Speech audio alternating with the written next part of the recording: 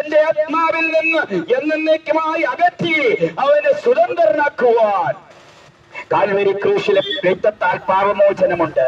യേശു ക്രിസ്തുവിന്റെ ഉയർപ്പിനാൽ നിനക്ക് നിത്യജീവനുണ്ട്. മറ്റൊരു ഒരുത്തനിലും രക്ഷയില്ല.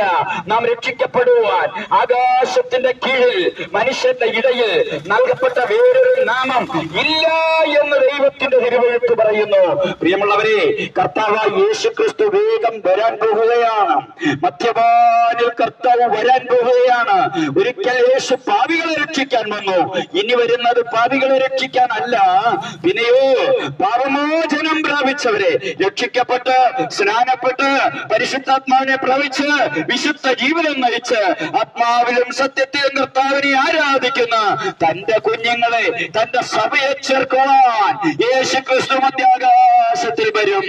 അപ്പോൾ എന്ത് സംഭവിക്കും? ആമേൻ. ക്രിസ്തുവിൽ മരിച്ചവർ ക്രിസ്ത്യാനിയായി മരിച്ചവരല്ല, ക്രിസ്തുവിൽ മരിച്ചവർ മുമ്പേ ഉയർത്തെഴുന്നേൽക്കും.